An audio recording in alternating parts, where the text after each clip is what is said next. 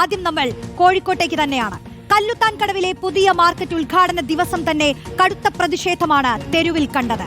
പാളയം മാർക്കറ്റിന്റെ പുതിയ ഇടം അംഗീകരിക്കാനാവില്ലെന്ന് കാട്ടിയാണ് കച്ചവടക്കാർ തെരുവിൽ കരിദിനം ആചരിച്ചത്. ചെറുകിട വ്യാപാരികൾക്ക് കച്ചവടം നഷ്ടമാകുമെന്നാണ് ആശങ്ക. പുതിയ മാർക്കറ്റിന്റെ നടത്തിപ്പുകാർ സ്വകാര്യ കമ്പനി ആയതിനാൽ വാടക വർഷം തോറും കൂടും, അതിലും അവർക്ക് ആശങ്കയുണ്ട്. അങ്ങനെ നിരവധി ആശങ്കകൾ തൊഴിലാളികൾക്ക് മുന്നിലുണ്ട്. ശീതീകരിച്ച മുറികൾ ഉൾപ്പെടെയാണ് ന്യൂ പാളയം മാർക്കറ്റിന്റെ പുതിയ നിർമ്മാണം നടന്നിരിക്കുന്നത്. തൊഴിലാളികളുടെ ആശങ്കകൾ എന്തൊക്കെയാണെന്നും പുതിയ മാർക്കറ്റിന്റെ പ്രത്യേകതകൾ എന്താണെന്നും വിശദമായി തന്നെ നമുക്ക് പരിശോധിക്കാം. വിവരങ്ങളുമായി പാളയം പഴയ മാർക്കറ്റിൽ നിന്നും സിനോ തോമസ് ആണ് ചേരുന്നത്.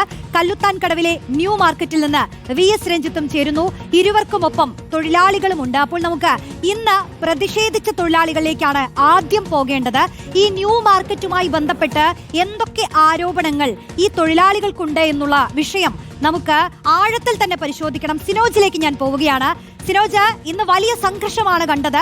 ഒരു ഭാഗത്ത് ഈ ന്യൂ മാർക്കറ്റിനെ അനുകൂലിക്കുന്ന തൊഴിലാളികൾ, വ്യാപാരികൾ, മറുപുറത്ത് ഞങ്ങൾക്ക് ഈ പുതിയ മാർക്കറ്റ് വേണ്ട, അതിൽ പല അസൗകര്യങ്ങളും ഉണ്ട് എന്ന് തുറന്നു പറഞ്ഞുകൊണ്ട് തെരുവിൽ ഈ ഉദ്ഘാടന ദിവസം തന്നെ ഒരു കല്ലുകടി സൃഷ്ടിച്ചുകൊണ്ട് അവരുന്നയിക്കുന്ന പല ആവശ്യങ്ങളും പ്രധാനപ്പെട്ടതാണെന്ന് പറഞ്ഞുകൊണ്ട് ഒരു വലിയ കൂട്ടം തൊഴിലാളികളെ നമ്മൾ കണ്ടു. ആ തൊഴിലാളികൾ ഉന്നയിക്കുന്ന പ്രശ്നങ്ങൾ എന്താണ്?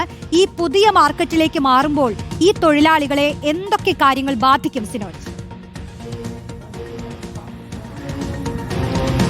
റോഷ്നി, അതായത് കോഴിക്കോട് പാളയം അറിയപ്പെടുന്നത് പഴം പച്ചക്കറി മാർക്കറ്റിന്റെ പേരിലാണ്. അതുകൊണ്ടാണ് ഈ മാർക്കറ്റ് കല്ലുത്താൻ കടവിലേക്ക് മാറ്റിയിട്ടും കല്ലുത്താൻ കടവ് മാർക്കറ്റ് എന്ന് പറയാതെ ന്യൂ പാളയം മാർക്കറ്റ് എന്ന് പറയാൻ കാരണം അതുകൊണ്ട് തന്നെയാണ്. അതായത് ഈ പാളയം മാർക്കറ്റിന്റെ പ്രത്യേകത എന്ന് പറയുന്നത് പുലർച്ചെ മുതൽ ഉച്ചവരെ ഹോൾസെയിൽ മാർക്കറ്റ് സജീവമായിരിക്കും, മൊത്ത വ്യാപാരം സജീവമായിരിക്കും. അതിനുശേഷം പ്രത്യേകിച്ച് ഉച്ചയ്ക്ക് ശേഷമൊക്കെ തന്നെ ഈ കാണുന്ന രീതിയിലുള്ള ചെറുകിട വ്യാപാരം നല്ല രീതിയിൽ നടക്കും. കാരണം പാളയം ബസ് സ്റ്റാൻഡ് തൊട്ടടുത്താണ്.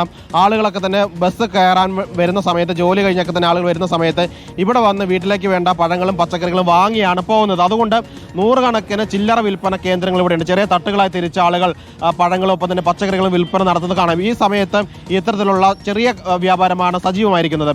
ഈ ചെറുകിട വ്യാപാരികൾ ഇവിടെ നിന്ന് ഈ പാളയം മാർക്കറ്റിൽ നിന്ന് കല്ലുത്താൻ കടവിൽ നിർമ്മിച്ച പുതിയ മാർക്കറ്റിലേക്ക് മാറിക്കഴിഞ്ഞാൽ ആര് അവിടെ വന്ന് സാധനങ്ങൾ വാങ്ങുമെന്ന ന്യായമായ ചോദ്യമാണ് വ്യാപാരികൾ ചോദിക്കുന്നത്. കാരണം ഇവിടെയാണെങ്കിൽ ബസ് സ്റ്റാൻഡ് ഉണ്ട്, അവിടെയാണെങ്കിൽ സിറ്റി ബസ് പോലും കാര്യമായി സർവീസ് നടത്താത്ത ടൗണിൽ നിന്ന് മാറിയിട്ടുള്ള ഒരു സ്ഥലത്താണ് ഈ പുതിയ കെട്ടിടം നിർമ്മിച്ചിരിക്കുന്നത്. അതുകൊണ്ട് ആ വ്യാപാരികൾ ആ ചോദ്യം ഉന്നയിക്കുന്നു.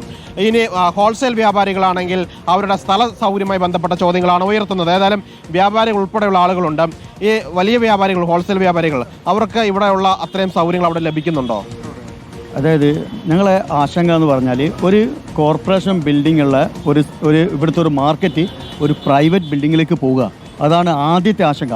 രണ്ടാമത്തെ ആശങ്ക എന്ന് പറഞ്ഞാൽ നമ്മൾ ആദ്യം തന്നെ പറഞ്ഞത് ഇവിടെയുള്ള കച്ചവട സ്ഥാപനങ്ങൾക്ക് ഷോപ്പ് കൊടുത്തു കഴിഞ്ഞാൽ മാത്രമേ ബാക്കിയുള്ള ഷോപ്പുകൾ വിൽപ്പന ചെയ്യുകയുള്ളൂ എന്നാണ്. ഇത് നേരെ തലത്തി അവർ തന്നെ നമ്മളോട് പറഞ്ഞതാണ്.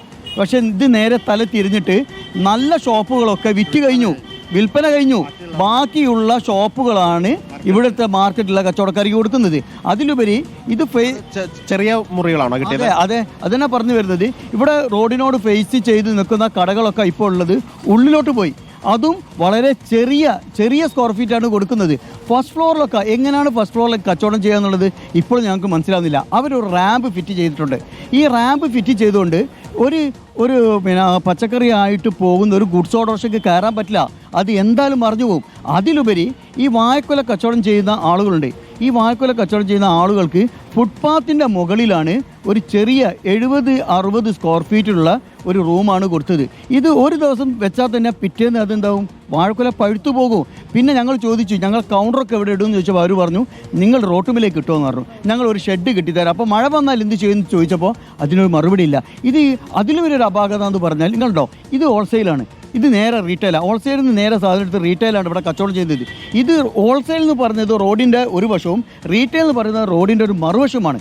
അതേപോലെ ഇവിടെ പ്രൈവറ്റിലേക്ക് വന്നതുകൊണ്ട് ഇവരാണ് ഇനി തീരുമാനിക്കുക. പ്രൈവറ്റ് കുത്തക കമ്പനിക്കാർക്കാണ് ഇത് കൊടുത്തത്.